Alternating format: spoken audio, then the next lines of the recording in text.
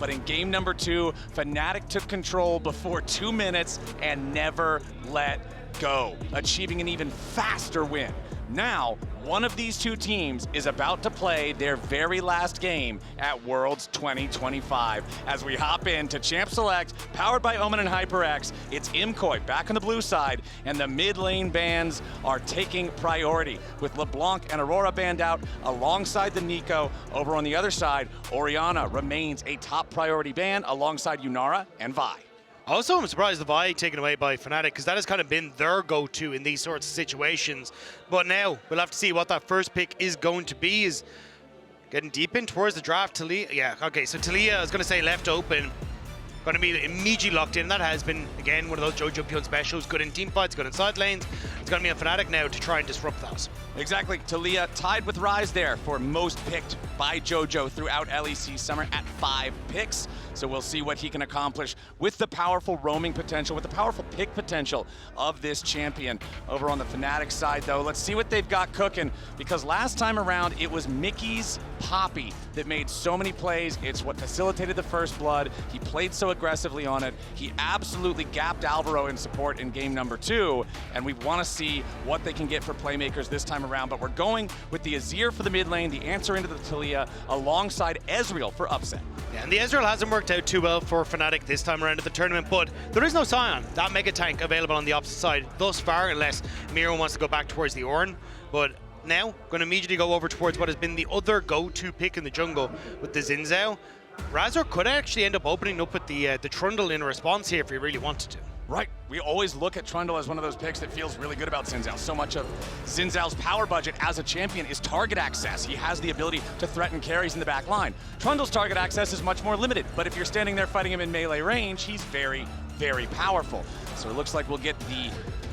wait, not locked in just quite yet. I'm not going to get ahead of myself here. Okay, Braum picked up for MKOI for their support. Yeah, I would double down on the Trundle pick now, because Braum doesn't give you the engage tools that you really want. Zhao not going to be great into things like the Ezreal and the Azir for trying to set up those fights. So you imagine Myrwn has to go for something that's going to be a bit tankier, a bit more engage, and that's why it's going to work fantastically here for that Trundle pick. Well, it looks like they're thinking what you're thinking, my friend. I'm not going to call it until they lock it in, but I wholeheartedly agree. It seems like it's a good jungle matchup. It seems like it's a good comp matchup, and it seems like it's Trundle on pick 3 here for Fnatic. So now, what do we want to see banned in the second half? If I'm MKOI, I'm probably looking at actually banning away things like the Ornn now, because if Oscarinin ends up getting a frontline tank for this squad on Fnatic, it feels a bit lights out. It's incredibly potent what they're bringing to the table. Whereas when I look at Fnatic, I'm kind of unsure what way MKOI want to take the remainder of their draft. There's still a lot of AD carries that can be picked up here, and that looks like it's going to be the focus. And Myrwn, the specialty that this guy has is that flexibility in his top lane champion pool. So maybe if you want to try and limit that, something like the Rek'Sai, if you are going to go for a tank in the next rotation.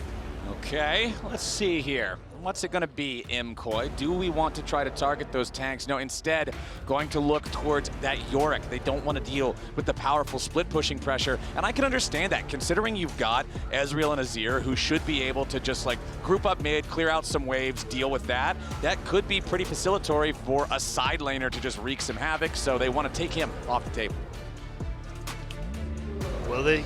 Now Fnatic continue with these AD carry bans. It is kind of taking away those picks that have that safety. Yep. I'm going to be the Caitlyn taken away. So definitely wanting to force MKOI onto something that's a bit more steady and immobile, which is perfect again for what I think could be an Ornn rotation here for Oscarinin if they really want to. And I like this Karma ban here, because when you're banning out Tristana, when you're banning out Caitlyn, when you're banning out these long-range AD carries, it's telling me that you're kind of thinking, okay, well, if we force you onto something shorter range, we can play Ezreal Karma and just terrorize the lane. So MKOI's got that read. They're going to ban the Karma out. Looks like instead, Fnatic are going to think about their support here. I feel like this makes a lot of sense. You're on red side. You want to get some kind of a valuable counter pick here for your 5th pick. So they'll just lock in the Rell alongside the Ezreal for the bottom lane, knowing the support matchup already.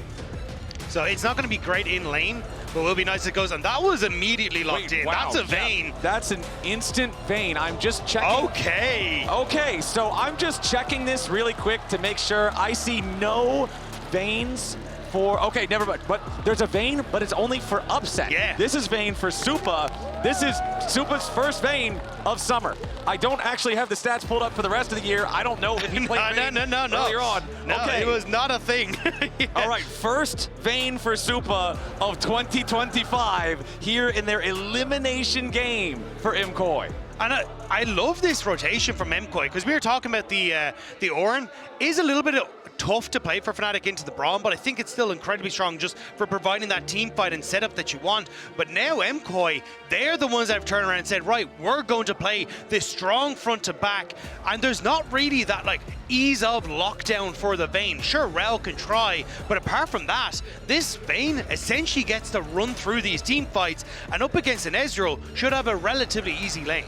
Okay, I'm excited for this. I have not seen a Vayne game in a little while, my friend. Like, this is going to be exciting. Obviously, Jax can be a little bit of a problem with the Counter-Strike, being able to dodge away from the auto attacks, but a well-piloted Vayne can be such a menace without adequate hard CC to lock her down. So yes, Jax has Counter-Strike. Ezreal has nothing to lock her down. Trundle can throw out a pillar, but again, when you're in final hour, your tumble is such low cooldown, it's very easy to get away from the pillar pretty easily. If Azir doesn't catch Vayne in the shuffle, he's not CCing her. And it's also you're trying to jump over to get the Vayne across Taliyah Unraveled Earth, across Braum, across Ornn, across Zhao. It's like, that's a lot of CC that's on the opposite side, trying to prevent you from doing just that. I love this pick from Supa, and I'm so excited to see now if it can pop off. I'm ready to see it, man. We've got terrain creation on both sides. We've got so much space creation on both sides. I'm really excited to see how well MKOI can try to enable this Vayne, because this is it. This is the season for both of these teams. Your 2025 ends here if you lose as we get on to the Rift. Taking a look at the runes, double summoner spellbook once again. If I'm MKOI, though, and there is someone that I want to put that responsibility on, it is Supa. This guy has consistently been that top performer for MKOI. He has looked absolutely spectacular, memed a little bit when he first entered the league, but now has really risen to be the carry that you want on your squad. And now with the Vayne, has an opportunity to push MKOI deeper into the tournament, but it is up against Fnatic, and they'll be doing everything they can to try and shut down this bottom lane and make sure this Vayne never gets going. Okay, I just double-checked to make sure there were absolutely no games in 2025 of Vayne. It's not that I didn't believe you, it's that I had to make sure that every time I said first-time Vayne 2025, I was not lying, because this seems like a hell of a way to say this is what we're putting our faith in. This is how we're keeping our world's dreams alive for MKOI. And remember that in the previous game, it was Mikyx and Upset getting first blood before 2 minutes. So this time around, Supa and Alvaro have got to have a better time in the bottom lane. Yeah, you can see, though, like, it is something that Supa has played in the past. He's 2-4 over the course of his career on Vayne. Played that when he was back in the LVP, but this is his first time playing at a Tier 1, or let alone an international for the squad. So Supa hoping that he can be that carry. First time in Tier 1 being an elimination game at Worlds is a seriously Chad play. It's either seriously Chad or seriously bad, depending on the outcome, and that's what the fans are going to remember. So for Supa's sake, for MKOI's sake, I hope that they can find the way to protect this Vayne and allow Supa the space he needs, because you know that Vayne kills pretty much everybody in 6 hits, right? 2 rotations of Silver Bolts. As long as she's got plenty of damage, it hurts. And this champ can be a serious, serious problem. And there it is, immediately concussive blows stacking up alongside the Silver Bolts, and Mikyx takes a pretty rough trade. I'm keeping my eyes on Razork, though. Is he making his way immediately down towards his bottom side? He is. So they want to try and punish on this bottom side of the map. Alvaro going to look for the ward. Okay, but immediately Mikyx going in, Supa with the early flash, but Alvaro's your target now. Razork continuing to move forward. Alvaro has to flash away. The Braum backing up here. Remember that he has the Winter's Bite, he has the Unbreakable, but since Stand Behind Me wasn't available, that means that he has to commit the flash since he can't jump to safety towards Supa. Jojo's TP'd very aggressively in towards his mid-wave, though. I think they want to try and look for an invade here and follow up on it. Elyoya, though, second-guessing himself, doesn't think that his bot lane is high enough HP, and a bit worried about Poby on his own reset coming in to help out. Yeah, both mid laners taking a very early first back plus first teleport. I mean, it's only a tier purchase for Jojo plus potions. It's only a dagger purchase plus potions on the other side for Poby. So generally earlier than they would like to make that first recall, as Elyoya is going to have control over the bottom side river, control over the Scuttle Crab. And it looks like we're going to see a recall here from Supa go back and make his first purchase as well. I'm curious what Razork wants to do in this sort of situation, though. He's about to finish off his camp, should be able to reset first and come back out onto the map if he wants to. Could try and make a play up towards his top side, but he looks like he's trying to sneak his way into the bottom side of the map instead. And this is great from Jojo, spotting and hang on a second. We don't see the Trundle on the top side. He could be anywhere. Okay, you can see on your screen right now that last game. We've got some game 1 versus game 2. This is the games that each team respectively won. It was Fnatic getting first blood in both of them, but now we've got the jungler showing up down here in the bottom side. Alvaro trying to get away, but wind becomes lightning coming out from Elyoya. It's first blood over to Supa with the condemn into the wall on Razork. Elyoya might die, but Supa wants to get one back. He tumbles and he finds the shot, but Upset is about to grab a double kill for himself. Both AD carries now with 2 kills. Oh! Myrwn nearly solo kills Oscar as the Ornn into the Jax right after. The auto attack wasn't quite there for Myrwn, or he would have got that kill.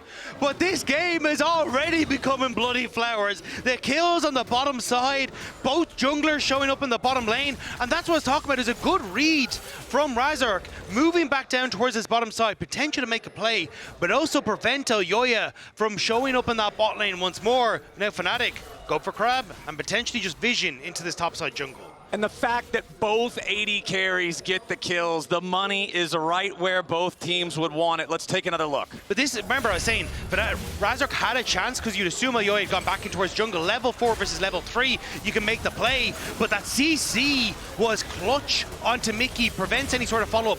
Then Supa with the condemn on Razork and the Braum starting to follow up. Allows them to get 2 kills for Supa. Upset will answer with a double kill, but if it's kills to a Vayne versus kills to an Ezreal, I know which side I'm picking. The Vayne kills definitely feel better, I would have to say, but Upset also feeling pretty good about having double buffs on that Ezreal now. Very effective champion to be commanding those on level 4. Supa, level 4 on the Vayne as well, but Upset is much closer to level 5, because remember, he's not the one who died in that scrap in the bottom lane 2v2, or 3v3, I guess I should call it, since both junglers were also there. So now we've got the bottom lane duos here in mid. We have 2 minutes on the Grubs. Dragon has already spawned. It is the Mountain Drake. Those are harder to take than some of the other ones because of the tankiness of the objective. And it looks like Alvaro is going to go ahead and be the first support to step out of lane here. Just get a little vision at the entryway to the jungle. You talked about how Trundle is one of those good picks into Xin Zhao. He feels comfortable moving into Xin Zhao's territory, comfortable dueling against him if he finds him. So they just want to make sure that Razork isn't trying to steal away those resources. Yeah, and immediately you can see MKOI moving Supa in towards this mid lane. They want to get him out of this long lane while you have the opportunity for Trundle to try and come in onto this bottom side. So instead, making things a bit easier for Supa, and Razork finding Jojo, but ooh, Jojo now stunned up by the Shattering Strike. Razork and Poby going in for the shuffle. Jojo forced to flash, otherwise surely would have been dead there. A good flash from Jojo to get over the Azir wall. Still, though, this pressure is coming through, and I like seeing Razork taking these aggressive trades. Knows he's stronger when it comes towards the backup he has and how just much presence Trundle has in these early stages. Will net the Dragon for Fnatic and buy them a little bit of space on this bottom side. All right, so also the thing that I'm looking at, once we get into these larger fights, you already mentioned the amount of CC. Supa takes a little bit of damage here. Mikyx and Upset going to keep looking for a little bit more, but Alvaro doing a good job protecting his AD carry. You already mentioned the amount of CC that the team built around this Vayne is able to provide. But the other thing that I'm looking at, Ornn makes that volcanic rock appear. Jojo makes the entire Weaver's wall. Trundle even makes a pillar. There's a lot of stuff for Vayne's Condemn to knock people into, and Supa's going to have a lot of extra tools through that to play around in these team fights to knock back whoever's trying to dive onto him. And that's the thing, I think if I'm Supa, that's the key to this, is not using that Condemn proactively in a lot of these situations. You have enough people that can use that terrain as well. Like Ornn is fantastic, the Taliyah can work well with this. You don't need to be the one using your Condemn. Use it for whoever manages to slip their way through all the cracks. Keep them pushed back, and as long as you're not getting locked up by Oscarinin CC or Mikyx CC, you can carry these engages. Elyoya happy to start up the Void Grubs here. Going to be jumping on those shortly after they spawn. Mikyx is around the area, going to step forward and at least see what he's up to. Elyoya has secured the first grub, so even if Fnatic wants to overload this area, there's no way for them to grab all three. Mikyx just going to kill the little grub mites there as Elyoya heads back towards the area. Double buffs on this Zhao does make him very strong, and we'll see Upset shoving in the wave, and now he and Elyoya can rotate over with Mikyx to get priority over the topside river. Yeah, Fnatic going to be able to push this back. So because we're seeing the Blade of the Rune King build coming out from Supa, this is where you are going to be much stronger in a fight, but you're bad at contesting on the wave, which is where you're going to have Upset continue to be able to shove these waves in and Supa approaching later. Okay, now bottom side, Jojo gets shuffled back by Poby. No flash available on the Taliyah. Remember, that already had to be used last time. Poby gets some good damage onto the MKOI mid laner, but Jojo continues looking to make his exit. Poby with a flash forward. Fetal Warfare claimed by Fnatic. Poby with the solo kill down in the bottom lane as Oscarinin survives with 200 HP up here on the top side. MKOI's not going to get anything back here just yet. Oscarinin down very low, and he's executed by the ultimate of Elyoya. The counter-strike he was hoping would be able to keep him alive there, but Zhao ulti with just enough burst damage to take him down. With the enemy top laner dead, that actually opens up the window for Elyoya to secure the remaining two grubs. Yeah, I'm surprised that honestly Mikyx didn't block it, or Oscarinin didn't use his flash. No communication on what was happening to Supa. Yeah, Supa down to about 400 HP here. Mikyx also low. Alvaro, again, just doing what the Braum was drafted to do and protecting this Vayne. Yeah, the thing is though, on that play, because Fnatic had just got the solo kill for Poby on the bottom side, he had shoved in the wave, would have been able to reset and TP to the fight if you needed him to do so. And that could have been the Fnatic win con just for those Void Grubs. But instead, because Oscarinin ends up going down and there's that miscommunication, it gives MKOI that little bit of a chance now to get the Void Grubs, which is so crucial for this short-range composition. We see here though the play, Jojo tries to go forward, but Poby immediately cuts him off, knowing that Jojo doesn't have that flash, and tries to sidestep here the boulder so then he could actually be in a position to chase down Jojo, but still burns the flash and has managed to pick him off. Exactly. This is the dividends being paid on the earlier flash from Jojo. And here's the play and how Oscar got caught. Yeah, tried to go all in on Myrwn, not respecting where Elyoya was on the map. And again, the CC chain very, very strong. Managed to escape, but here, I thought Mikyx would just block the shot. You have the flash, you have his crash down as well to get the space that you need. But neither the flash from Oscarinin to dodge the Wind Becomes Lightning or the Q from the Braum means he ends up falling. Yeah, that's just an extra kill over to MKOI. 500 gold lead for them, but again, that's so close. Everything is still contestable for Fnatic. This next Drake not spawning for another minute and a half. It's one neutral objective to either side, as we did have the first Drake go the way of Fnatic. We did have all of the Grubs go the way of MKOI. Poby now, nice footwork there, making sure that he does not get caught out by the seismic shove into the unraveled earth. 60 seconds left on our Drake timer. Upset doing a good job trading into Supa, as we still see neither one of those 80 carries having their first item fully completed. And critically, with this dragon fight becoming imminent, the Sundered Sky completed for Elyoya. This is one of the strongest single item power spikes in the game. He has his item fully completed. Razork does not. All of these Trinity Force builders are at pieces of their Trinity, and now Myrwn's got to try to get away, as Oscar and Razork want to make the move on the MKOI top laner, but they don't have the damage. Razork also just not quite in range to get that pillar down to stop the charge away from Myrwn. So it means that Razork not able to get in position. I don't think they wanted to overcommit to this play anyway, because as you say, Dragon in just a couple of seconds time, hoping they could burn a flash or an ultimate for Myrwn before that objective starts. And Elyoya looking to do the same, but Oscarinin, Spidey senses were tingling. Exactly. He knew. He's like, all right, if my guy was doing it, his guy is probably at least thinking about doing it. We do have teleports available for both of those top laners to join up with this dragon fight if they want to do it. We have items completed in both mid lane inventories now, with the Archangel Staff critically not fully stacked into the Seraph's Embrace for Jojopyun, and then the Nashor's Tooth done there for Poby. Trinity Force and Blade of the Ruined King in the inventories of Upset and Supa respectively here as well. So everybody's kind of hitting the same power spike at the same time, which means nobody's got a decisive advantage in this dragon fight aside from the jungle roll, unless Razork goes and completes it right now. Should have it now, yeah, but it's the back timers that are advantage for MKOI, and that's the part that's making the difference. They've already set up in river, and now being able to push back Fnatic, who are trying desperately to use this bot lane to gain access, but they might have just found Mikyx. Good sidestep though. Not getting tagged by the Winter's Bite means he doesn't have to use the crash down defensively over the wall to make sure that he stays safe. Shattering Strike does not hit. Alvaro now could be in a little bit of danger for the Glacial Fissure. Right back onto Mikyx. He's the target. Elyoya goes in and Jojopyun secures the kill. Now Razork flashes over the wall trying to stay alive. Upset, stunned back by the Condemn. Supa's on the chase. Elyoya wants to hit him with the wind becomes lightning and Supa flashes forward. Upset's out of there. And Supa just goes in on him. Supa forcing the duel versus Upset and almost catches him off guard.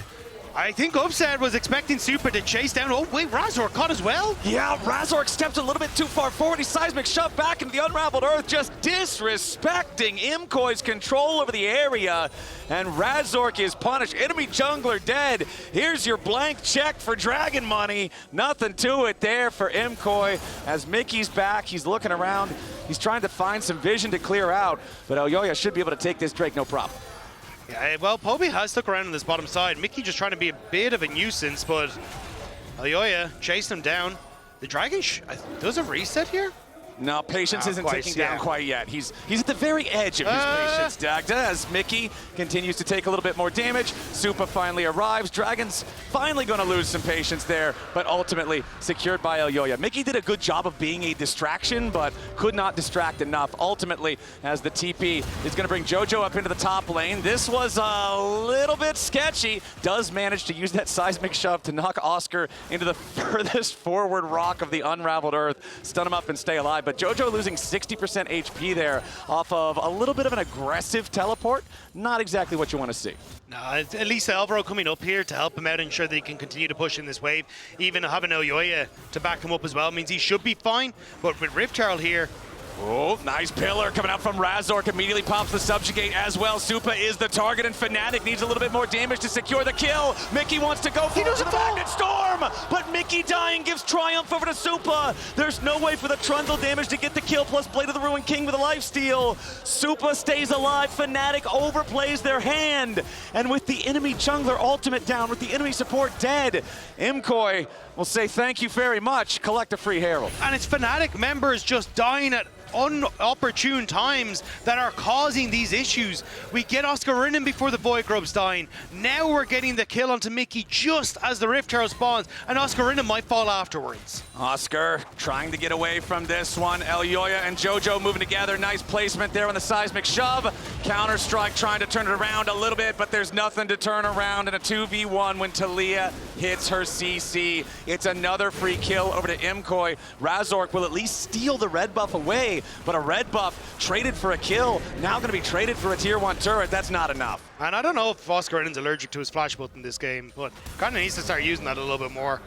It's Fnatic now on the bottom side. Fnatic's on the bottom side. They're trying to secure this first turret. They want to try to win the feats of warfare with this. However, the Herald was already used on the top side, and the feats are going to go over to MKOI. Now they're still trying to beat the turret down in enough time to take the fight. Poby summons up the Sun Disc, but Alvaro and Myrwn will just walk away. Yes, they lose the turret, but they only needed to hold it long enough to win the feats, and that's what they did. Exactly, and for MKOI, honestly, I really like the scaling that they have on their squad. The fact that they're sitting with a 4k gold lead, 1.5 of that is sitting on this Vayne as well. They're in such a strong position, and because Fnatic are trying to play over towards these side lanes, they're not punishing Supa, who's continuing collecting money for free underneath this mid tower and just getting so incredibly strong. It feels very tough for Fnatic to find the advantages that they want. Let's take another look at how this happened in mid lane. Yeah, I mean, you get the all-in here, but great condemn here from Supa just before the CC went through onto Mikyx, prevents that crash down, which would have bought them enough time. But Mikyx hoping, look, if I trade 1 for 1 on this play, it's worth it. We can then look towards the Rift Herald. But Supa outplays in the 1v3. And you saw there, when Mikyx hit the auto attack and Supa went into the invisibility, he thought, okay, maybe Magnet Storm's damage will kill him, but it takes him down to 20. And then since Blade of the Ruined King has that % HP lifesteal, it just gives him enough HP to survive. Supa lives, and those are just the heartbreakers. Everybody who's ever played League has had one of those before, but now MKOI potentially going for an invade. Fnatic maybe with a collapse, but no, it's Jojo riding the wall straight in. It's Oscar dead first. Mikyx wants to get away away, but the Weaver's wall fades, and Mickey just barely has enough distance to get it out of that one, but it's a 4,500 gold lead for MKOI. They want to make it 5 and take down this tier 1 turret. They've got the wave, they've got the man advantage. Here comes True Shot Barrage, real nice damage onto 3 with that one, but still the pressure keeps coming in as Razork's got to be careful. Seismic Shove again, he's getting juggled around by the Glacial Fissure. One more hit will kill him, but he stays alive with the Subjugate for now. Myrwn bowls him over with the Ornn horn, and MKOI have 10 kills. MKOI played that so well around Poby's range. Poby TP'd in and was dying to get that knockback with the Emperor's Divide, but he's not giving it, and now he's pushing forward. And we got a TP coming in. Mickey wanted to step forward to make something happen, but now he's going to be in some danger. Jojo takes the kill, but Elyoya is going to be very low. Finally a shutdown, finally a kill, back to Fnatic. Upset's taking the credit, and Oscar gets another shutdown, this time on a Jojo. Supa and Alvaro trying to disengage. Fnatic gets something back, and at least try to staunch the bleeding. It's something back, and crucially, some of that gold going into the hands of Poby is going to be very nice for them alongside Upset, but still, it's MKOI kind of dictating how these fights happen. Look how they play here. They know Poby is fishing for this Emperor's Divide, so they're constantly kiting back just out of his range, denying him that opportunity, and Myrwn with the snipe down in the back line. At this stage, though, MKOI done their job. All they need to do is back away. Sticking around for the tower was a little bit too greedy. They don't have to burn the flash on Jojo. Elyoya does help get a kill back, but with Oscarinin coming in, it's more on the dinner plate for Fnatic than it is for MKOI. And then the flash there from Alvaro at the very edge to escape the counter-strike from Oscarinin. That counter-strike, if it would have hit him, would have gained another kill over to Fnatic. So Fnatic happy to shrink this gold lead here a little bit, come back into the game slightly. It was up to almost 5K, now down to 3.5, but it is still a very large advantage for MKOI, who will collect their second Drake of the game. This is a bit of a mistake from Fnatic, though. They're not actually going for the third trade on the top side. They're sending Poby back, and it means that MKOI get the dragon, there's no real trade, and they won't be able to protect this bot side turret either. Fnatic failing on the cross map, failing in the fights, and might just fail at making it one step further at Worlds now. Back to an over 4,000 gold lead for the side of MKOI. Fnatic are starting to feel the pressure. We're still at a state in the game, Dagda, especially with Otacon spawning, where I feel like Fnatic still have the ability to make a play that can turn things around. But if this lead grows much larger, they're going to be entering into the territory where they're counting on an MKOI mistake. The lead will be too big to simply make a good play of their own and get back into the game. Well, the problem is at this stage, there's so many threats on MKOI as Myrwn finds Mickey. And Mickey's going to step forward, goes in for the Magnet Storm, but he hasn't found Supa here just yet. Supa going back over the wall as Oscarinin's going to get stunned up, blown up, shot down. He's out.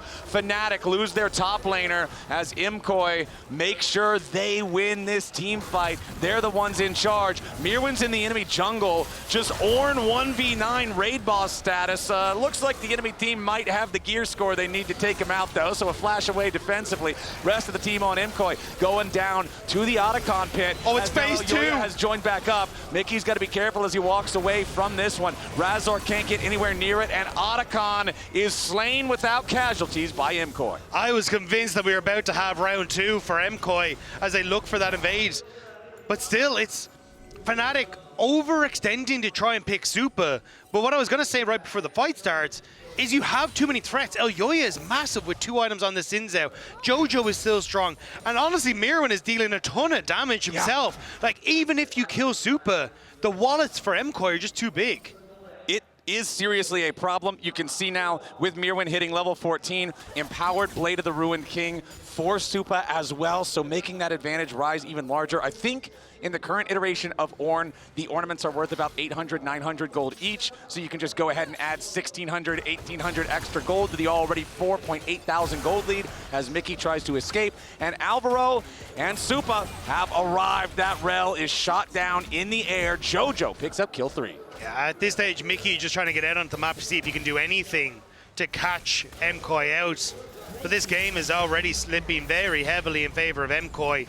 And it looks like MKOI will manage to, if they can hold this, keep themselves alive, go to 1 and 2 in Worlds 2025. Exactly, man. This is where the pressure really starts to mount. Both teams obviously not starting with the type of opening they would want in the first couple of games of Worlds. Being in the O2 bracket is always such a daunting task because you have to then play and win 3 best-of-3s to earn your spot in the knockout stage, in those quarterfinals. And winning this one is the first step. Fnatic currently down almost 6,000 gold. They're down 17 flower petals. They're down an extra Drake, and they have to try to find a way back into this game, but all of their attempts so far have not been coordinated enough. No, they're trying to pick off Supa again. Everything is here, but MKOI reading it well, knowing that they don't want to give too much across. And Fnatic floundering and finding nothing. And we knew it was going to be difficult for Fnatic. Over the course of this year, it has not looked so hot for them against MKOI. But again, MKOI just doing a great job of keeping them in check. Yeah, when we looked back at the head-to-head throughout the year, back in game number 1, I believe it was 4 victories for MKOI to the 1 of Fnatic. Has been very MKOI favored throughout 2025. They've had Fnatic's number most of the time, and it looks like here in game number 3, they're set to do it again. Fnatic moving forward, but Razork is immediately met by Alvaro and Supa. The rest of MKOI not here quite yet, but a nice Ornn onto 3. Mikyx's gonna die before he can cast a spell. Now Razork's trying to get away, but he's exhausted. Killed by Jojo. The remaining 3 players of Fnatic try to escape, but MKOI's in hot pursuit. Sundisk at least going to buy enough time to stop the MKOI assault, but a nice opening there from MKOI. The Call of the Forge God knocking up 3, the exhaust onto Razork so he couldn't do anything, the unraveled earth right underneath of everybody. There was no way out. MKOI are just playing this slow. They understand as long as they stay together, they're going to be in a fantastic spot. And if Fnatic can't find these picks, they're just running more and more gold into the hands of Jojo, into the hands of Supa. And now they respond 20 seconds until that next dragon is up, and MKOI get to spend their gold. And what a frustrating situation right there for Oscar. You want to try to defend your turret, but Taliyah just throws out Unraveled Earth. If you jump on her, you're stunned. If you walk close, you get shoved. There's just nothing he can do, as now the Baron is spawning, and you can see MKOI moving up to the area just to establish some vision, make sure nobody's going to sneak it from Fnatic. And here's another look at what we were talking about, that head-to-head throughout the year. The 2025 LEC Winter Playoffs lower bracket. That was the one time Fnatic won. Otherwise, it's been the MKOI show. Yeah, and that was kind of where MKOI were trying to find their footing coming in towards winter, but since then it has been domination from MKOI in so many of these series. It's tough. I mean, the 2025 upper bracket round 1 for summer was where you got to see that push from Fnatic, where they were nearly able to take down MKOI and send themselves into such a strong position. But once more, they find themselves just that little short of being able to take down this MKOI roster. And the Spanish fans are going to be cheering loud tonight if MKOI can put that nail into the coffin. They're on Soul Point now with a 7,500 gold lead. They want a couple of more kills. They'll at least force the flash out of Razork, but the flash isn't enough. They want blood. Elyoya takes the kill. Supa firing some extra bolts towards Oscarinin, but the counter-strike keeps him healthy. MKOI having taken out the enemy jungler. Baron on the map right now. You'd have to think that's the direction they're going to head towards. Poby is down to the bottom lane at the same time, trying to provide a little bit of split push threat, but Jojo is already ready to answer that one. Has his teleport to join the Baron fight if need be. Yeah, you can see the observer showing there's some wards here for Fnatic that Poby could look to TP to, try and find that pick, but they're just never going to allow it. Alvaro blocks up, upsets ultimate, and the fight begins. All right, teleport from Mikyx coming around from the side. Oscar in the middle of everybody, but immediately Poby is dead as the fight begins. Supa's under pressure, but he isn't dead yet. The rest of the team peels beautifully. Fnatic knew they had to try something, but it just wasn't enough. MKOI pick up 3 for 3. They're gonna take the Baron. That Baron just melts in the face of Ginsu's Bork Vayne, and now MKOI command over 10,000 gold of a lead. And they command everywhere that Fnatic can step, everywhere that Fnatic can look. And Fnatic tried so desperately here. It's a good engage from Mikyx. Oscarinin jumps in, but this is what we're talking about. The CC and the peel that is offered to Supa in these fights is so difficult unless you have everyone there. And MKOI keep their AD carry safe and will ride that high towards the base. 10.3k gold. 23 flowers, 2 extra drakes, 2.5 minutes on that last Drake, so even if Fnatic managed to have a miraculous defense inside their base, they've still got a lot of tasks ahead of them to have any chance coming back into this game. They are now relying on some sort of mistake from MKOI, some kind of a misplay, some kind of an overdive, because it's just so hard to play from this much of a disadvantage. Razork stepping forward, pops the ulti just to try to survive, but the damage from the Vayne is so much. Razork, one more auto attack from Supa would have killed him, and he barely hobbles away, but now that's Trundle without an ulti, trying to team fight whenever they try to defend. And it's the towers that are going to fall. This Baron is exactly what you need for this short-range composition to take them down. Now Poby about to get stunned up there by the concussive blows. Supa's unstoppable. Poby's down. Miky's about to join him. It's 2 kills already over to MKOI, and Oscar's lost his counter-strike. He'll be third to die. MKOI, it might have been a longer series than they would have hoped for. That second game might have been a little rough, but here in game number 3, they're showing they've got what it takes. Nexus turret's under fire. Razork about to die. They'll stun him up and beat him down just to make a statement. MKOI will emerge victorious from the LEC Civil War. They will make their way onto the Nexus. They will add insult to injury, looking to find the last kill here onto Upset. Mikyx respawns and charges out. He immediately has to charge right back away into a black and white screen. MKOI stay alive at Worlds and eliminate Fnatic.